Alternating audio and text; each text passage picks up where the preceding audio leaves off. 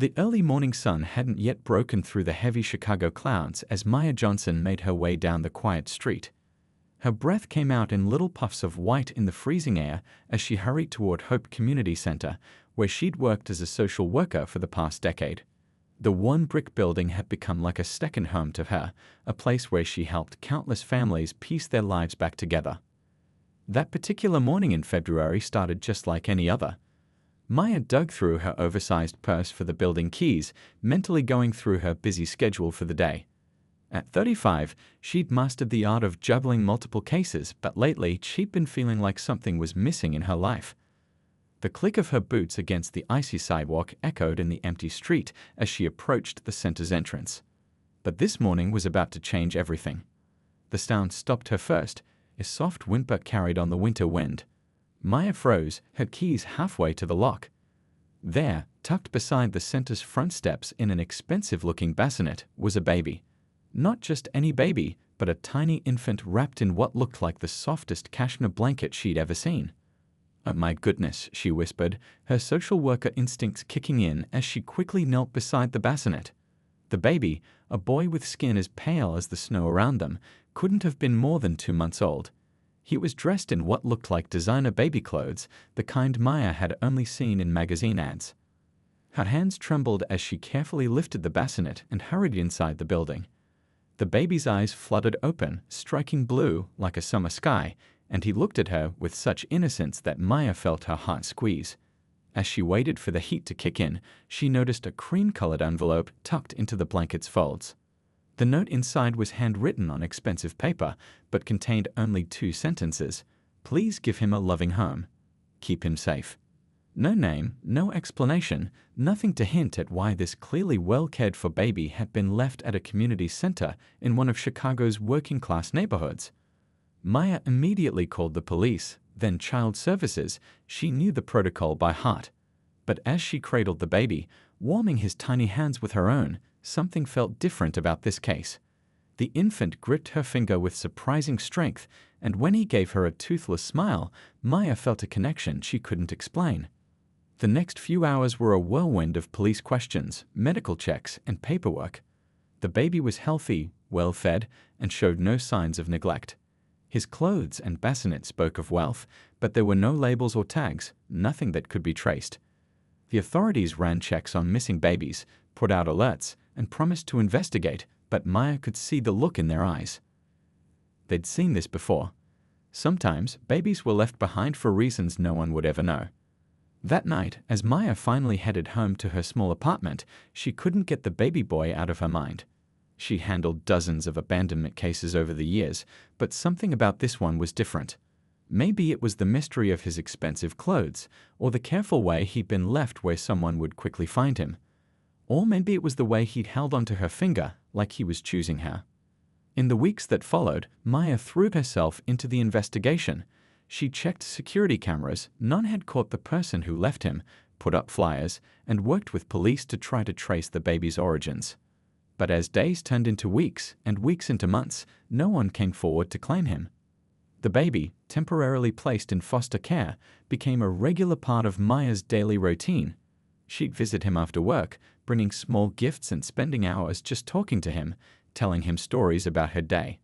She learned his different cries, the way his face scrunched up before he laughed, how he loved being sung to even though Maya knew she couldn't carry a tune to save her life. It was during one of these visits, watching him fall asleep in her arms, that Maya made a decision that would change both their lives forever. She'd always wanted to be a mother, but had never found the right time or the right partner. Looking down at this precious baby boy who needed a home, she realized maybe the universe had other plans. When Maya started the adoption process, her friends thought she was crazy. A single black woman wanting to adopt a white baby? They warned her about the challenges, the stares, the questions she'd face. But Maya knew in her heart that love didn't care about matching skin colors. This baby needed a home, and she had so much love to give. What Maya didn't know, as she filled out paperwork and prepared her home for a baby, was that this child carried a secret. A secret that would one day turn their quiet life upside down and challenge everything they would build together. But for now, in that moment, she was simply a woman who'd found her purpose in the smile of an abandoned baby boy. 7 years passed like a beautiful dream. Maya watched her little Alex grow from that tiny baby into a bright-eyed boy who filled their modest South Side apartment with laughter and endless questions. Every morning brought its own little miracle. The way his blonde curls stuck up in every direction when he woke up, how he'd shuffle to the kitchen table still half asleep, the way his face lit up when she made his favorite breakfast of chocolate chip pancakes. "Mom, you made them look like Mickey Mouse again," he'd exclaim, his blue eyes sparkling as she set the plate in front of him. Maya would ruffle his hair, her heart overflowing with love for this child who had completely changed her world. Life wasn't always easy. Maya worked 2 jobs, her regular position at the community center and weekend shifts at Lou's Diner down the street. The extra money helped pay for Alex's asthma medication and the educational toys he loved. Some nights she'd come home exhausted, her feet aching from hours of serving plates of meatloaf and apple pie, but seeing Alex's homework proudly displayed on the fridge made it all worthwhile. They found their rhythm in their little 2-bedroom apartment on the 3rd floor. The building wasn't fancy, but it was filled with good people who became like family. Mrs. Chen from apartment 2B became their unofficial grandmother, watching Alex after school with her own grandchildren. She taught him to count in Chinese and always had homemade dumplings ready when Maya worked late. "Your boy," Mrs. Chen would say, her eyes twinkling, "he has an old soul. So kind, just like his mama." The local shopkeepers all knew Alex. Mr. Patel at the corner store would save the latest comic books for him, and Ms. Rodriguez at the bakery always snuck an extra cookie into their bag. Their neighborhood might not have been the fanciest, but it was rich in the ways that mattered: community, kindness, and people who looked out for each other. But not everyone understood their family. Maya noticed the stares when they went shopping at the mall across town, the whispers when she attended parent-teacher conferences, the way some parents at the playground would pull their children away. Alex started noticing too. One day, while they were riding the bus home from the library, a woman kept looking at them and shaking her head. Alex squeezed Maya's hand and whispered, "Mama, why does that lady keep staring at us?" Maya's heart ached, but she'd always promised herself to be honest with her son. She pulled him closer and spoke softly. "Some people aren't used to seeing families that look different from their own. But being different isn't bad, it's what makes us special. Love is what makes a family, not how we look." Alex thought about this for a moment, then smiled. Like how Mrs. Chen has different colored eyes, one brown and one green. Or how Mr. Patel uses a wheelchair. They're different too, but they're still part of our family, right? Maya hugged him tight, amazed by his wisdom. Exactly like that baby. Their days fell into comfortable routines. Morning rushes to get ready for school, homework sessions at their small kitchen table, weekend trips to the library where Alex would check out as many books as he could carry. Maya picked up extra shifts whenever she could, squirreling away money for Alex's college fund.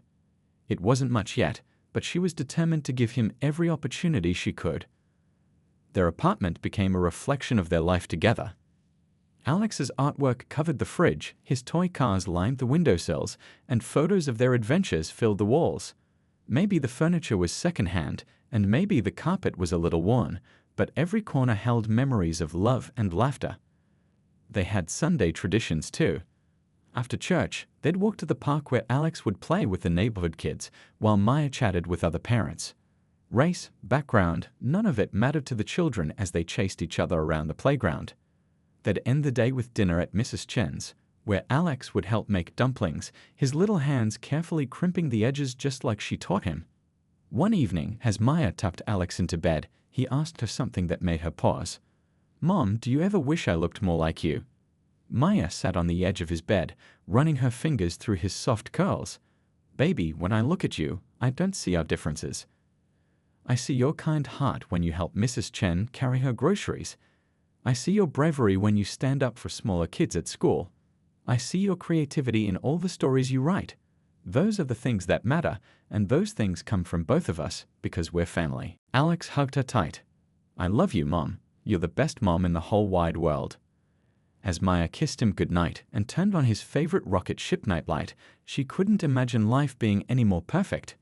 She didn't know then that their peaceful world was about to change dramatically. That soon, their little family would face its biggest challenge yet. But for now, in their cozy apartment filled with love and memories, they were simply mother and son, proving that family is about so much more than DNA. The strange events began on Alex's 8th birthday. Maya had saved for months to buy him the science kit he wanted, wrapped it carefully, and placed it on the kitchen table for him to find at breakfast. But when they opened their front door that morning, they found something unexpected. A brand new premium bicycle, complete with a helmet and safety gear, sitting in the hallway. "Mom, did you get this?" Alex's eyes were wide with excitement as he circled the shiny blue bike. Maya felt her stomach tighten.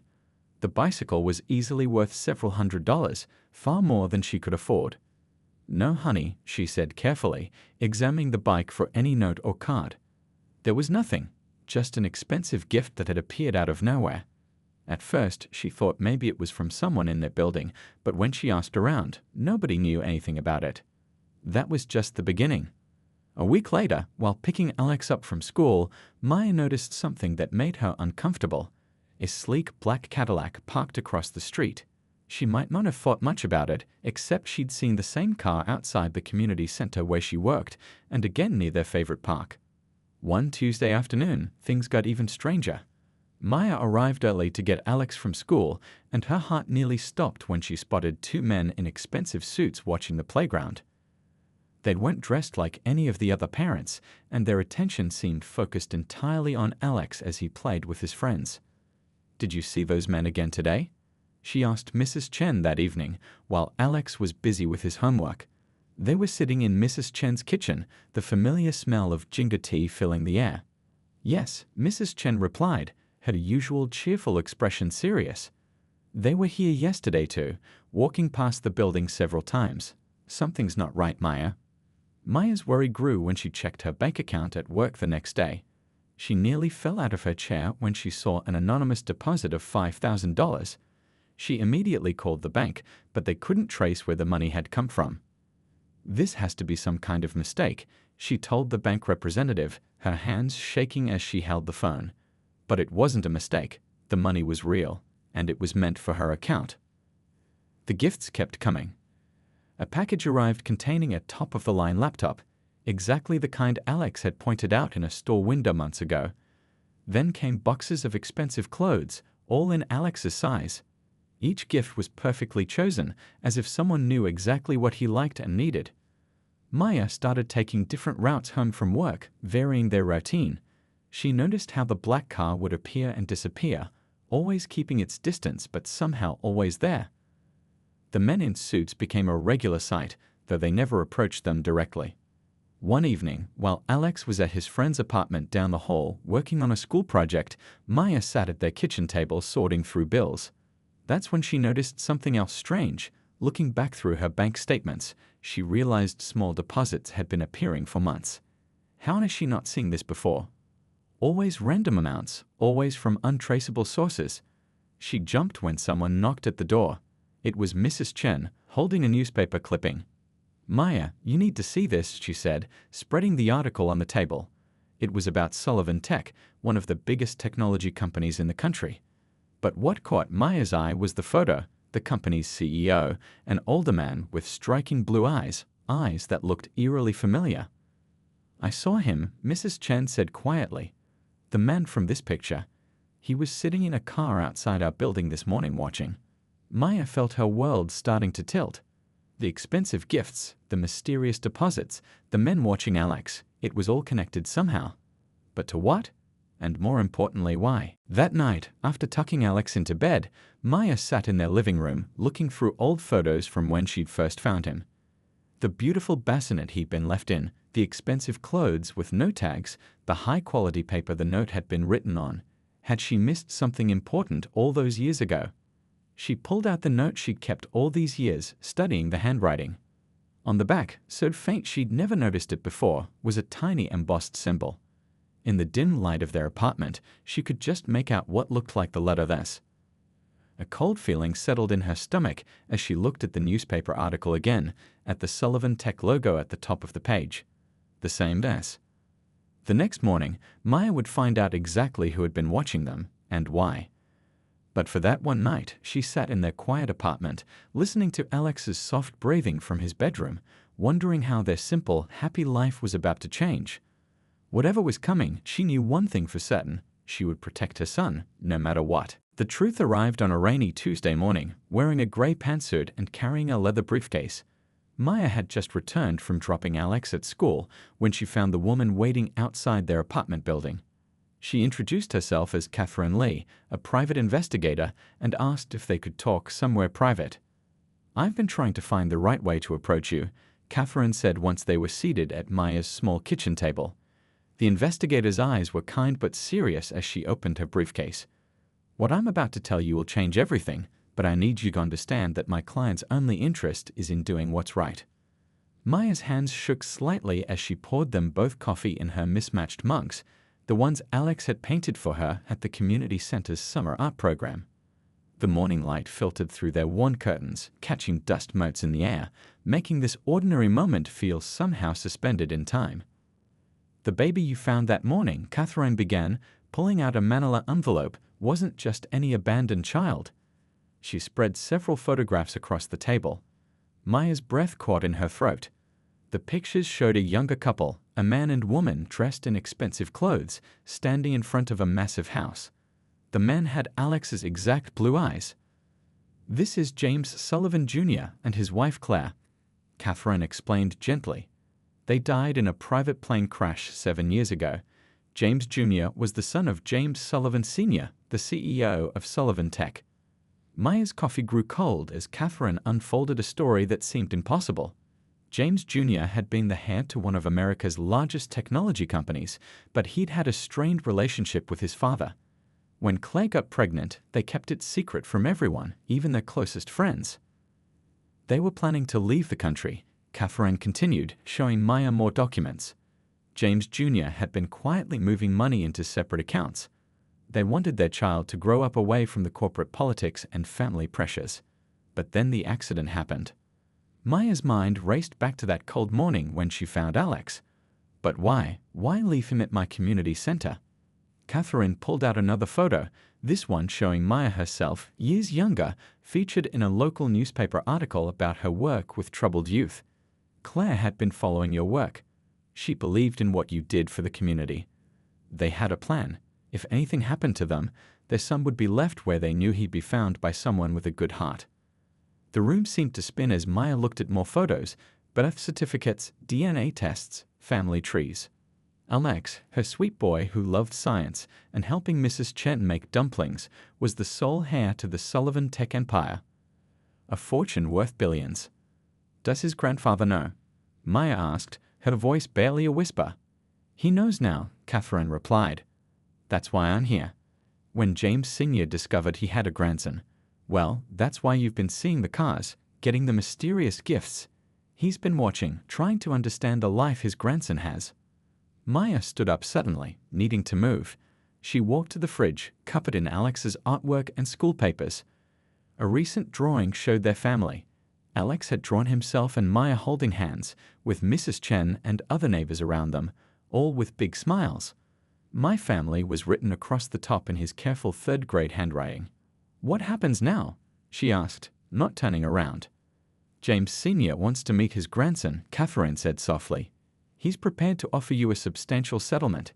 He believes Alex should be raised with all the advantages his position in life should afford him." Maya turned back, her voice finding strength. "He has every advantage that matters. He's loved. He's kind. He helps others. He knows the value of hard work and community." "The Sullivans are powerful people," Catherine warned gently. "They're used to getting what they want." "So am I," Maya replied, thinking of all the battles she'd fought as a single mother, as a social worker, as someone who chose love over everything else.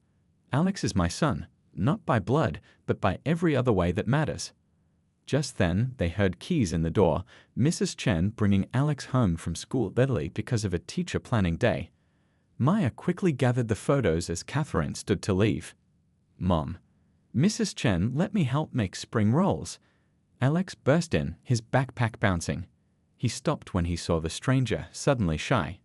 Catherine's eyes went wide. Seeing him in person, there was no denying who he was. He had his father's eyes, his mother's smile. "We'll be in touch," Catherine said quietly, heading for the door. As she left, she paused. "For what it's worth, they would have been happy knowing he found you." After Catherine left, Maya held Alex extra tight as he told her about his day. She breathed in the familiar smell of his shampoo, felt his warm little body against hers, and knew that their whole world was about to change. But looking into those blue eyes, eyes that now held so many new meanings, she saw the same sweet boy she'd raised, the same loving heart. The truth was out there now, and Maya knew this was just the beginning. The Sullivans would come, with their lawyers and their money and their power. But Maya had something stronger, a mother's love, built not through blood or obligation, but through thousands of small moments, choices, and sacrifices. As she helped Alex with his homework that evening, watching him concentrate on his math problems, Maya silently promised him what she'd promised the day she found him. She would always keep him safe, always put his happiness first, always make sure he knew he was loved. No amount of money could buy that. The peace of Maya and Alex's life shattered like a broken mirror the very next morning. As they stepped out of their building for school, camera flashes exploded around them. Somehow, the story had leaked. Reporters crowded the sidewalk, shoving microphones in their faces, shouting questions about the lost Sullivan hair. "Mom?" Alex's voice trembled as he gripped Maya's hand tighter. She pulled him close, shielding him with her body as they pushed through the crowd. "Don't say anything, baby. Just keep walking," she whispered, her heart pounding. Mrs. Chen appeared like an angel, umbrella in hand, creating a barrier between them and the cameras as they hurried to her car. "I'll drive you both," she said firmly, glaring at the reporters. This is no way to treat a child. By lunchtime, their story was everywhere. News vans camped outside the apartment building. Social media exploded with photos of Alex at school, theories about his parents, stories about the Sullivan family fortune. Maya's phone wouldn't stop ringing with calls from reporters and morning show producers wanting exclusive interviews. The school principal called next. "Maya, there are photographers trying to get onto school grounds. I think you should come get Alex early." When Maya arrived, she found Alex hiding in the nurse's office, tears streaming down his face. "Everyone's acting weird, Mom," he sobbed into her shoulder. "Tommy showed me his mom's phone. They're saying I'm rich and that I don't belong with you. But I don't want to be rich, I just want to go home." Before they could leave, the school's security guard rushed in. "Ms. Johnson, there's someone here to see you," says he's Alex's grandfather. Maya's blood ran cold. In the school's main office stood James Sullivan Sr., his expensive suit out of place among the children's artwork and bulletin boards. His silver hair was perfectly styled, his posture commanding. But it was his eyes, those same blue eyes Alex had, that struck Maya the deepest. "So," he said, looking between Maya and Alex, "this is where my grandson has been hiding all these years." His voice was soft but carried authority that filled the room. "Hello, Alexander. I'm your grandfather." Alex pressed closer to Maya, his small hand gripping her jacket. "My name is Alex," he said quietly. "And I already have a family." Something flickered across James Sr.'s face, surprise, maybe even hurt. He hadn't expected resistance from a child. "Son, there's so much I want to show you. So much you should have. A proper home, the best schools, everything your father would have wanted for you." "I have a proper home," Alex replied, his voice stronger now. "And my mom says our neighborhood school is great because the teachers really care about us." James Sr.'s expression hardened slightly. "Ms. Johnson," he said, turning to Maya, "my lawyers would like to speak with you. We're prepared to be very generous. $5 million to start. Enough to set you up comfortably for life." Maya felt like she'd been slapped. "Mr. Sullivan," she said, keeping her voice steady for Alex's sake, "I understand this must be overwhelming for you too. Finding out about Alex, wanting to be part of his life, but he's not a business deal. He's a little boy who's scared and confused right now." "He's my grandson," James Sr. said sharply. "The only living connection to my son. He deserves the Sullivan name, the opportunities that come with it. He deserves to feel safe and loved," Maya countered. Which he did until people started treating him like a prize to be won. The conversation might have gotten uglier, but then Alex did something unexpected. He stepped forward, still holding Maya's hand, and looked straight at his grandfather. "Mom says when you love someone, you don't try to hurt them," he said clearly. "She says real love is patient and kind. Are you being patient and kind right now?" The office fell silent. James Sr. stared at his grandson, seeing perhaps for the first time not just a heir to his fortune, but a thoughtful, brave little boy. A boy who'd been raised with love and values that all his money couldn't buy. Before anyone could respond, Maya's phone buzzed. Mrs. Chen had texted. More reporters had found their apartment. The media circus was growing. "We need to go," Maya said firmly. "Mr. Sullivan, if you want to be part of Alex's life, it needs to be on terms that don't hurt him. Right now, all of this is hurting him."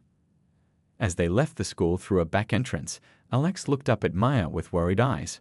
"Mom, we're going to be okay, right?" Maya hugged him close, breathing in the familiar scent of his hair. "Yes, baby, we're going to be okay. Different maybe, but okay. You know why? Because we have each other." "Exactly, and no amount of money can change that." They spent that night at Mrs. Chen's apartment, away from the chaos below. As Alex finally fell asleep on the couch, exhausted from the day's events, Maya watched the news coverage on mute. Their simple life had been turned upside down in less than 24 hours. Her phone lit up with a text from Catherine, the investigator.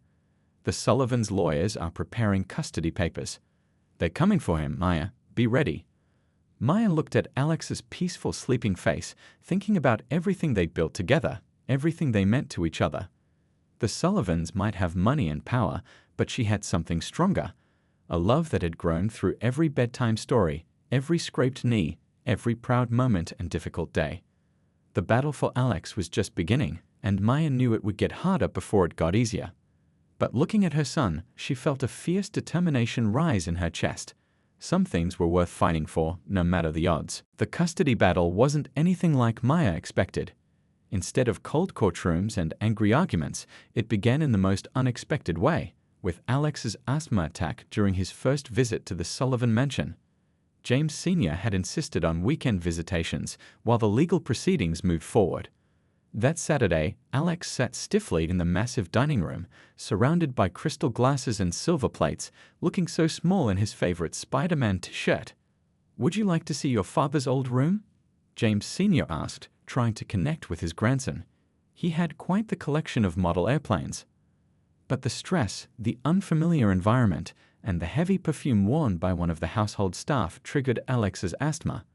Within minutes, he was gasping for air, his face pale with panic.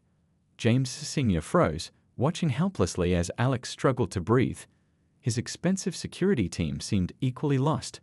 It was chaos until Maya, who'd been waiting nearby at a local coffee shop as agreed, burst through the door.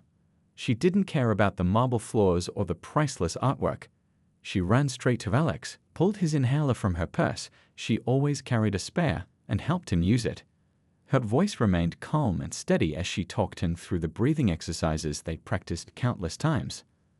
"That's it, baby. Nice and slow. Remember our game. Smell the flowers." She smelled flowers, encouraging Alex to breathe in. "Blow out the candles." Alex whispered back, managing a small smile as he exhaled. James Sr. stood to the side, watching in awe as Maya handled the situation with practiced ease. He saw how Alex's tense shoulders relaxed at her touch, how he instinctively turned to her for comfort. This wasn't just medical care. This was the deep bond between a mother and child. Later that evening, after Alex had recovered and fallen asleep on a couch worth more than their entire apartment, James Sr. found Maya sitting in his study. "You knew exactly what to do," he said quietly. Maya nodded, her eyes never leaving Alex's sleeping form. "I've known exactly what to do since he was 2 years old and had his first attack. I learned everything about childhood asthma. I worked extra shifts to pay for the best preventive medications. I memorized every trigger, every warning sign. I could pay for the best doctors," James Sr. offered. "It's not about money," Maya replied. "It's about knowing him. Knowing that he gets anxious in new places, that artificial fragrances trigger his breathing problems, that he needs his stuffed elephant when he's not feeling well, the one still sitting in his bedroom at home." Something changed in James Sr.'s expression. For the first time, he seemed to truly see Maya. not as an obstacle to his grandson, but as the loving mother she was. The custody battle shifted after that day. Instead of fighting in court, they started talking about what was best for Alex. The conversations weren't always easy, but they were necessary. One afternoon, during a meeting with both families' lawyers, Alex asked to speak. He stood in front of everyone, his voice shaking but determined. "I know you all want what's best for me," he said, looking around the room. "But why does someone have to win and someone have to lose? Mom taught me that families come in all different shapes and sizes. Can't we just make our family bigger instead of fighting?" His words hit home. James Sr. looked at his grandson, really looked at him. He saw not just his son's blue eyes, but the kindness and wisdom that Maya had instilled in him. He saw a child who was loved, well-adjusted, and brave enough to stand up for what he believed in. The next day, James Sr. did something unexpected. He asked to meet Maya alone, without lawyers present. They sat in her small kitchen, the one where Alex did his homework and learned to make Mrs. Chen's dumplings. "I was wrong," he admitted, looking strangely vulnerable in his expensive suit amid their modest surroundings. "I thought I could buy my way into his life, but you can't buy what you've built with him. The trust, the understanding, the love." Maya felt tears in her eyes but held them back. "He needs you too," she said softly. "He needs to know where he came from, to understand that part of himself. But he needs it in a way that doesn't destroy what he already has." James Sr. nodded slowly. "My son," he said, his voice catching slightly, "he would have liked you. You're exactly the kind of parent he wanted to be, someone who puts love above everything else." The custody battle ended not with a judge's decision, but with a choice. A choice to build something new, something that put Alex's happiness first. The lawyers drew up new papers, ones that kept Maya as Alex's legal mother while giving the Sullivans grandparent rights. When they told Alex, his whole face lit up. "So I get to keep my mom and have a grandfather. And Mrs. Chen can still be my honorary grandmother." "Yes," James Sr. said, smiling despite himself. "It seems you've taught all of us a valuable lesson about what family really means." That evening, their small apartment was crowded with people: Maya and Alex, James Sr., Mrs. Chen, and even some of the Sullivan family lawyers who'd grown fond of them. They ate Mrs. Chen's dumplings off paper plates, and nobody cared about the mismatched chairs or the cramped space. Looking around at this unlikely gathering, Maya felt a peace she hadn't expected. Sometimes the biggest victories come not from winning a fight, but from finding a way to make room for more love in your life. Life has a funny way of coming full circle. 1 year after the custody agreement, Maya found herself standing in front of the Hope Community Center again. But this time she wasn't alone. Alex stood beside her, holding a giant pair of scissors almost as big as he was, while James Sr. smiled proudly from the other side. "Ready to cut the ribbon, sweetheart?" Maya asked, helping Alex position the scissors. The crowd cheered as the red ribbon fell, officially opening the Johnson Sullivan Family Support Center. The building, once a worn-down community center, had been transformed into a state-of-the-art facility for adoptive families and children in need. "Mom, can I show Grandpa my favorite part?" Alex tugged at Maya's sleeve, practically bouncing with excitement. James Sr. followed them through the building, taking in everything with keen interest. The center was beautiful, but not intimidating. Warm colors, comfortable furniture, and children's artwork covered the walls. They'd kept the heart of the old community center while adding resources that would help countless families. "Look." Alex pointed to a wall covered in photographs.